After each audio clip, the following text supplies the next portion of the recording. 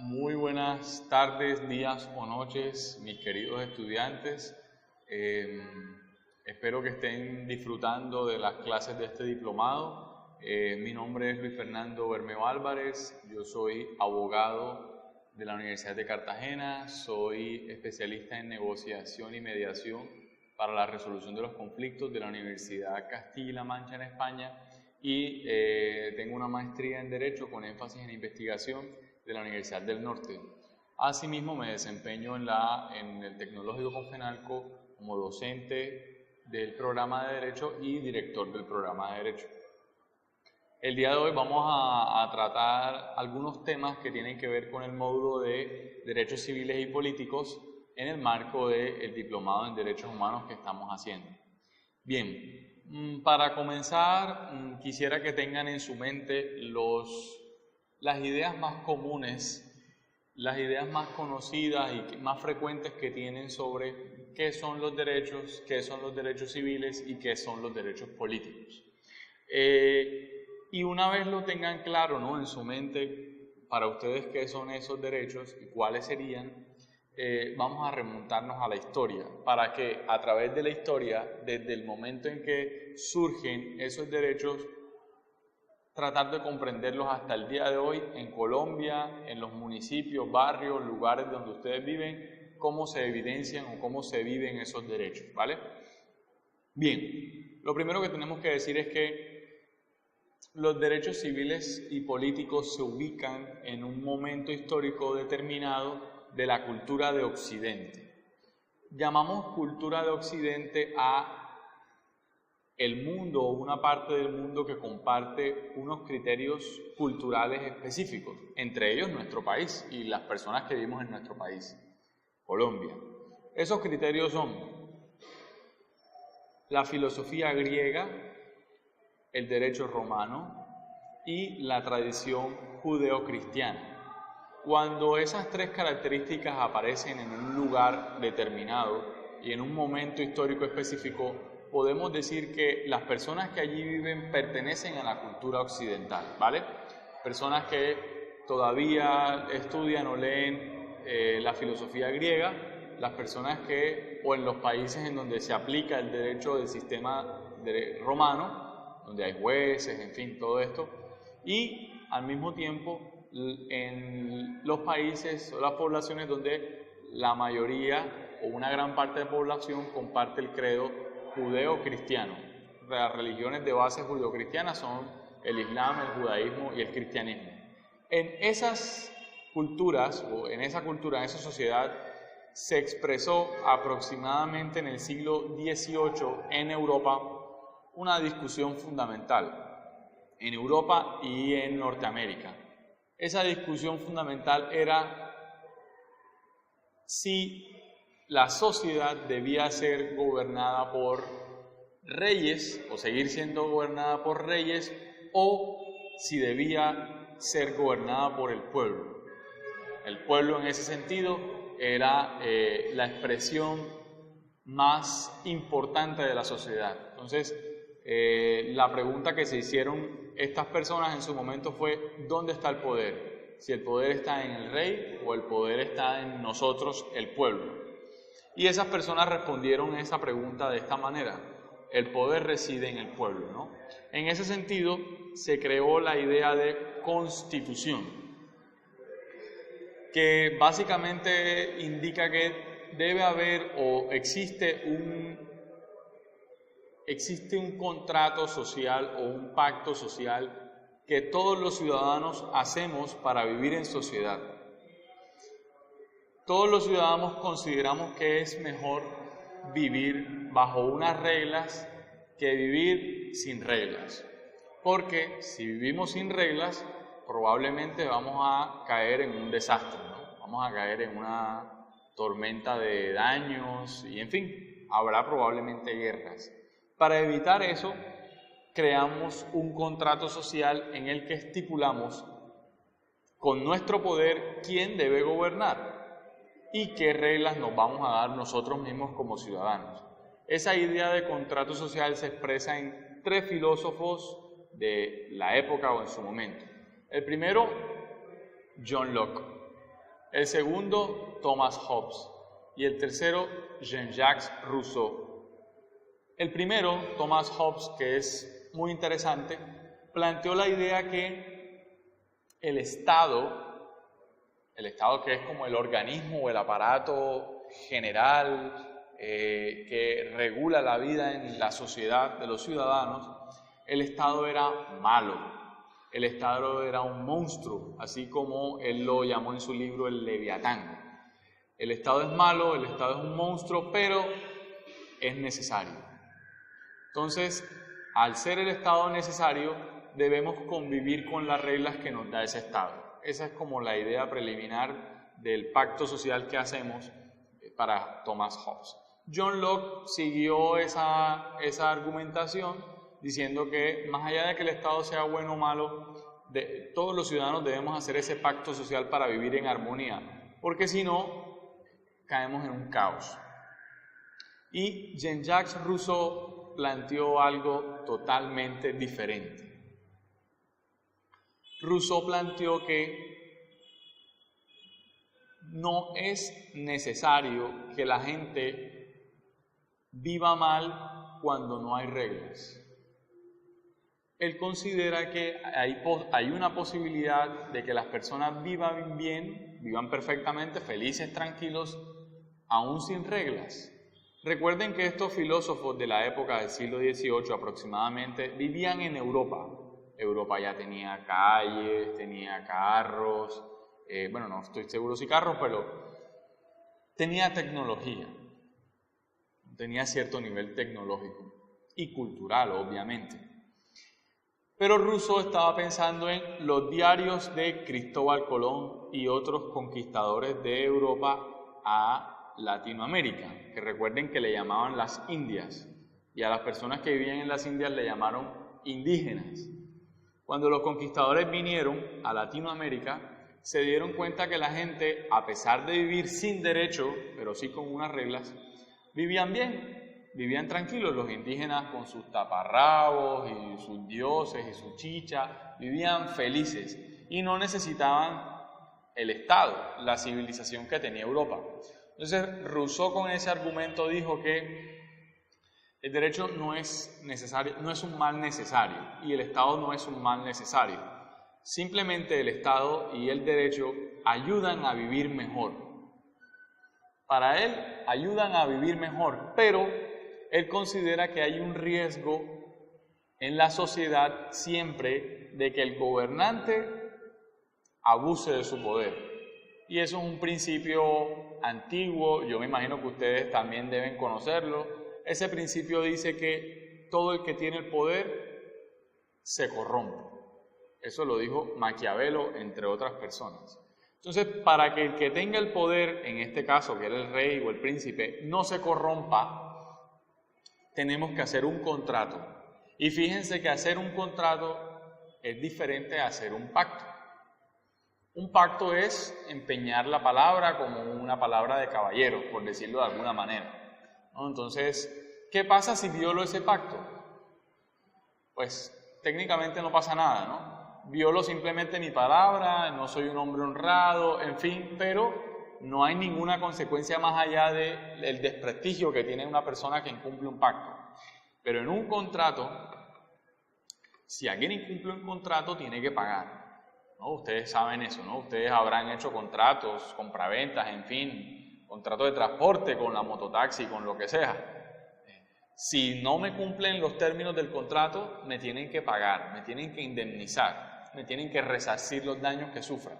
Entonces, asimilando esa idea del derecho a la política, él dice, toda la sociedad tiene que tener un contrato social y si el gobernante incumple su palabra o incumple sus deberes, lo podemos revocar, lo podemos sacar del poder. Y fíjense que esa idea filosófica, porque esto es filosofía, hizo que los revolucionarios franceses del siglo XIX le cortaran la cabeza al rey, a Luis XVI. Cuando piensen que la filosofía no sirve para nada, o cuando escuchen que alguien diga, no, la filosofía no sirve para nada, piensen en Luis XVI. que fue degollado por una idea filosófica, literalmente. La filosofía sí sirve para bastantes y entre otras cosas para contextualizar nuestra realidad, ¿vale? Pues bien, esta Revolución Francesa planteó la idea del contrato social y de una constitución. La constitución será el documento normativo más importante de la sociedad y allí se establecerán las reglas y los poderes que cada autoridad va a tener en la sociedad. Y también se establecerá la posibilidad de que el pueblo le revoque el poder al mandatario si el mandatario no lo está haciendo bien. Me imagino que en su ejercicio de vida habrán conocido o han visto que en Colombia eso existe. En Colombia el pueblo es el soberano, nos llaman constituyente primario al pueblo y, por ejemplo, si un alcalde no está haciendo bien su trabajo, podemos, pasado un año, revocarle su mandato. Y eso está en nuestra Constitución, para que se den cuenta. Eso sí, al presidente no se le puede revocar el mandato. Eso no lo permite la Constitución. Pero bueno, sigamos. Al otro lado del charco, por decirlo de alguna manera, al otro lado del Atlántico, en Estados Unidos, se dio también la Revolución Norteamericana, un poquito antes que la Revolución Francesa. La Revolución Norteamericana se da influida por estas ideas filosóficas también porque el país de Norteamérica fue conquistado por Inglaterra y allí emigraron muchos europeos, sobre todo holandeses, irlandeses, personas de los Países Bajos. Esas personas tenían por costumbre comercializar, o sea, comprar y vender productos. Y al ser un lugar puerto o al estar cerca al mar, ese país se dedicó a exportar e importar productos a gran escala. Y resulta que el comprador más grande que tenía Norteamérica era Inglaterra, que era su país, porque Norteamérica era una colonia de Inglaterra. ¿Qué le vendía Norteamérica a Inglaterra? Le vendía té. Ustedes sabrán, me imagino que habrán escuchado que los ingleses toman el té todos los días a las 4 de la tarde. La gente para, las empresas para lo que está haciendo para tomarse el té a las 4 de la tarde, así como yo voy a tomarme este poquito de agua. Entonces, como tenía una gran demanda el té, los norteamericanos se dedicaron a cosechar esto y empezaron a venderlo, a comercializarlo, pero por montones. Era su producto estrella. Y le pidieron a los ingleses, ya en el siglo XIX, que les pusiera, en Norteamérica, en la colonia, les pusiera un gobernante que realmente representara los intereses de esas personas que vivían en Norteamérica. Recuerden que Norteamérica, repito, era una colonia de Inglaterra.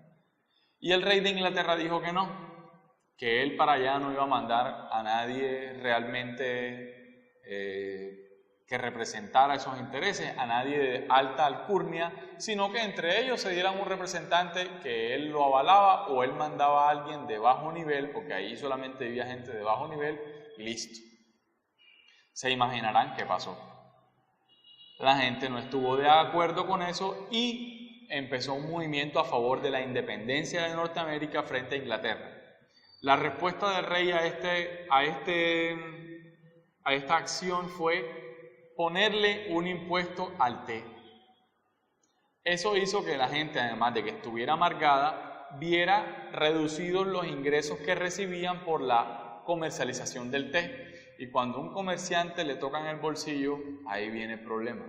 Entonces se armó la Revolución Norteamericana, Norteamérica se independiza de Inglaterra y crea su propia constitución, que hasta el día de hoy es la misma, sigue vigente.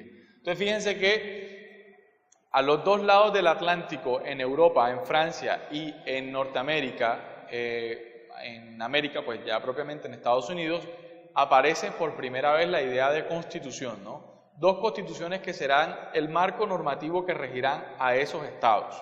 Y allí se establecerán los poderes de los representantes del pueblo y se establecerá el poder del pueblo de revocarle el poder al representante si no lo está haciendo bien. ¿Ok? Pues bien.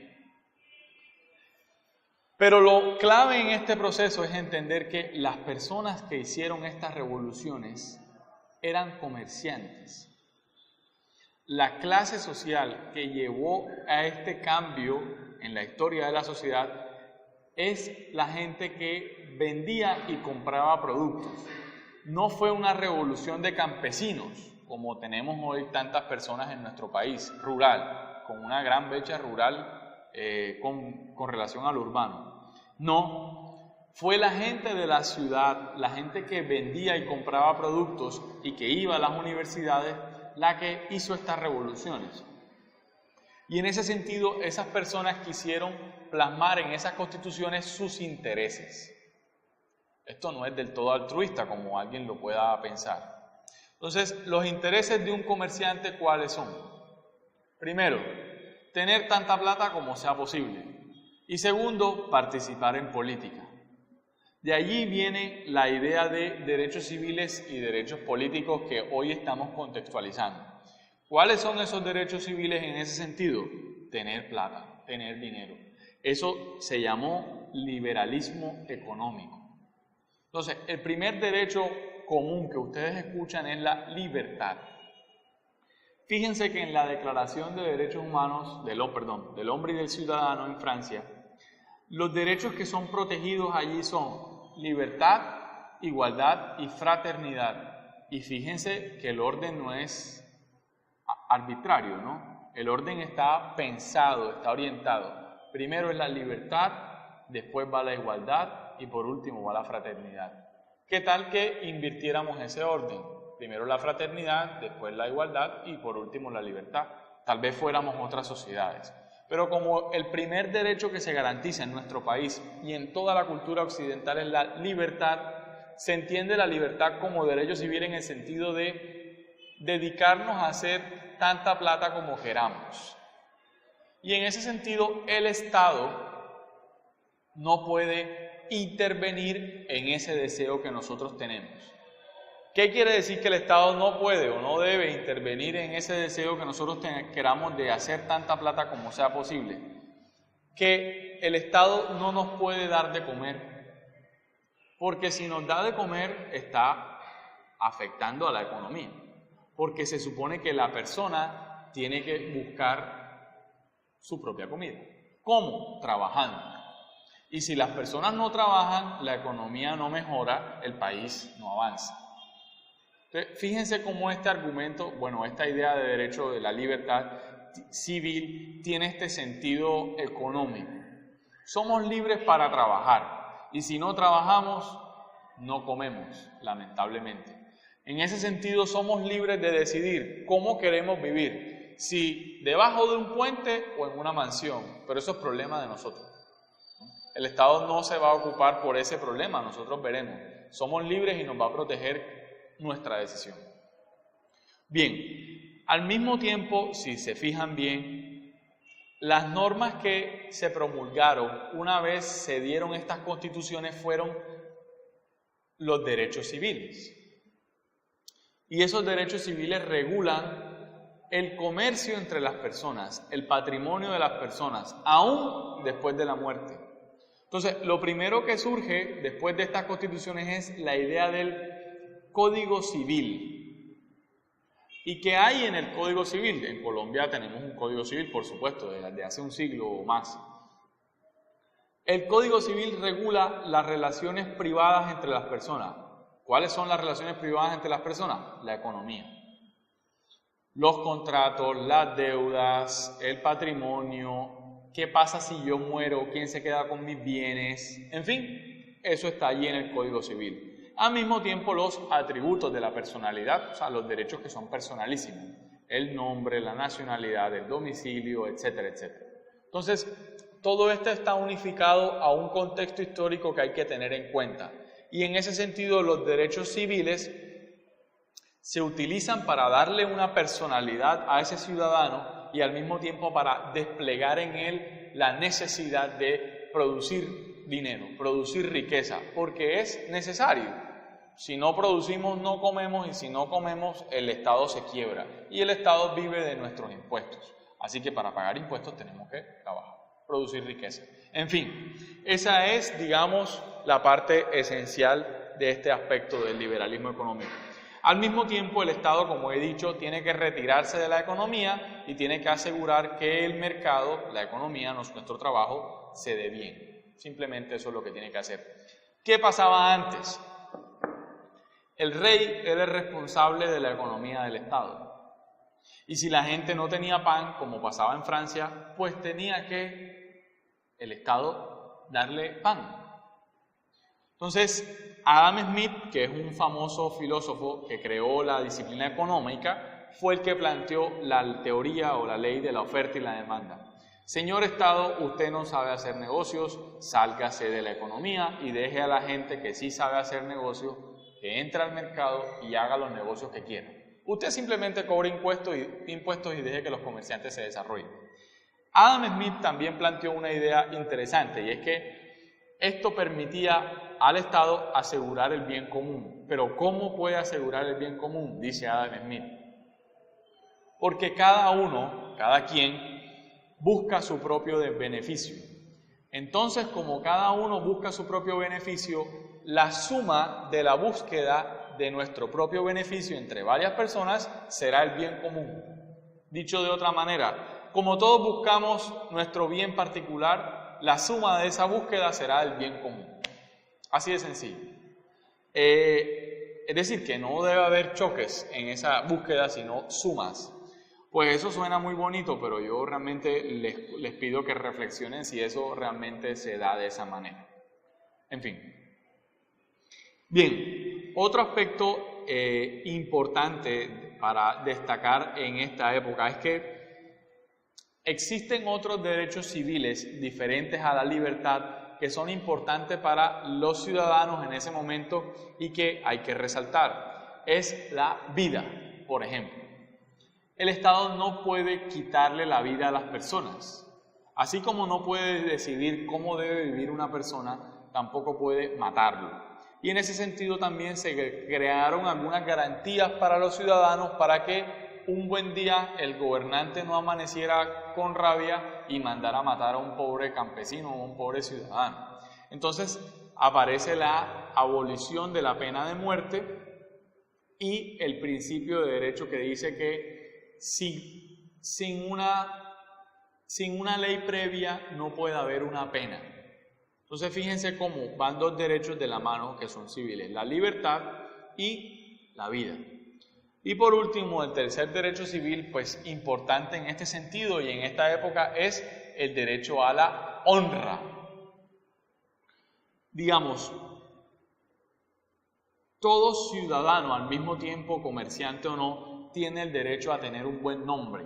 Eso es la honra, que me tengan respeto, que los demás me consideren con bastante respeto.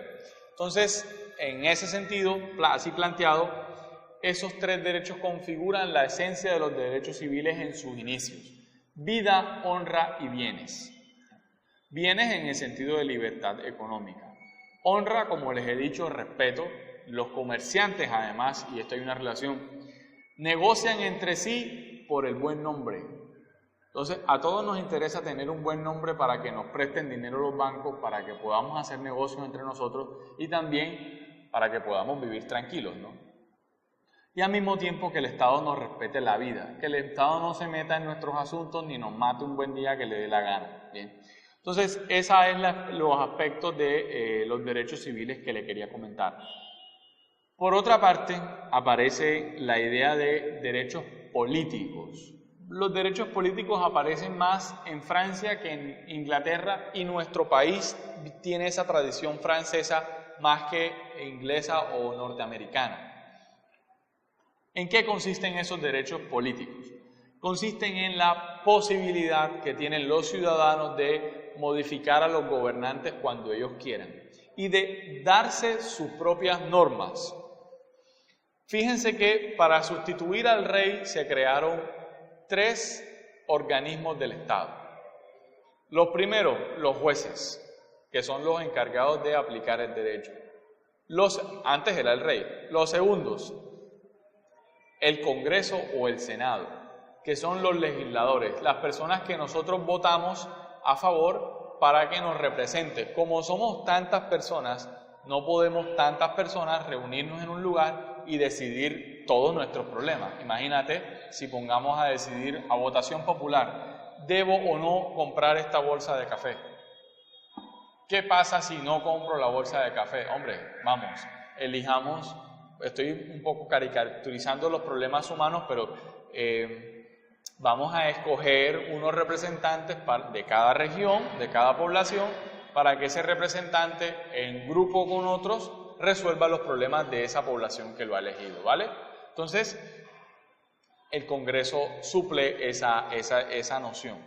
Y por último está la posibilidad de escoger a un presidente. Entonces, estas tres ramas se llaman presidente, rama ejecutiva, Senado o Congreso, rama legislativa, que es la que hace las leyes, y jueces, rama judicial. Y entre estas tres ramas no debe haber, supuestamente, una interferencia. Cada una debe trabajar por su lado y no meterse en los problemas de los demás. Pero el derecho político consiste en ese sentido en revocarle el poder a esas personas. ¿Por qué los funcionarios del Estado son funcionarios del Estado? Porque nosotros queremos que ellos sean funcionarios del Estado y nos sirvan a nosotros. En ese sentido, cuando yo me acerco a una oficina, y en esto consiste mi derecho político, no le estoy pidiendo un favor al funcionario. Mira que sí, por favor me sacas este registro civil. No. Es mi derecho tener un registro civil, ahí tengo mi nombre, mi domicilio y tal. Y el funcionario no le está haciendo un favor, está cumpliendo con su deber. Y si el funcionario no funciona, porque esa es su labor, pues busquemos la forma de sacarlo del sistema, para que vuelva a la ciudadanía y deje de ser funcionario. Lo mismo pasa a nivel de rama ejecutiva, rama judicial y rama legislativa. Bien, fíjense que esto tiene que ver con lo que está pasando hoy en día. ¿Cuántos congresistas no están siendo investigados e incluso algunos han sido condenados y ya no hacen parte de la vida política del Estado colombiano? ¿Cuántos jueces no han sido investigados, no han sido condenados y ya hoy no están en el escenario del ejercicio del derecho actual en Colombia? Lamentablemente no tenemos, bueno, lamentablemente no, pero aún no tenemos presidentes que hayan sido apartados de sus cargos. Ni siquiera tenemos presidentes investigados, pero sí que tenemos alcaldes y sí que tenemos gobernadores que han sido investigados, condenados y ya no hacen parte de la esfera política.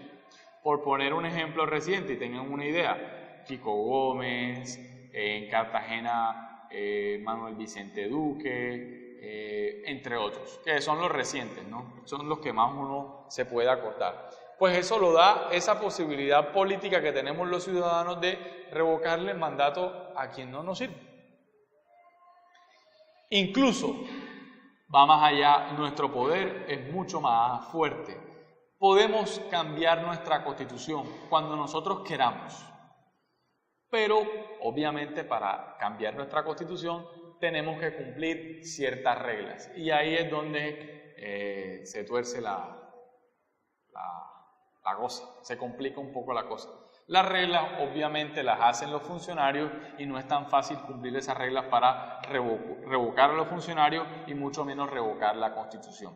Bien, en ese sentido voy a dejar por lo pronto hasta allí. Vamos a recapitular lo que hemos dicho, el contexto histórico de las revoluciones liberales del siglo XVIII que fueron hechas por la clase social burguesa, que es la clase social comerciante, que produjo dentro de sus normas constitucionales la idea de la protección de la vida, honra y bienes de los ciudadanos, lo que implica sus derechos civiles, pero al mismo tiempo también produjo la incorporación de los derechos políticos de los ciudadanos, que es la potestad que tenemos de darnos nuestras propias reglas y cambiar a los gobernantes cuando no satisfagan nuestros intereses, aunque eso en la práctica sea un poco difícil. Bien, en el próximo video seguiremos con más información sobre los derechos civiles y políticos, pero ya traídos al contexto del siglo XX.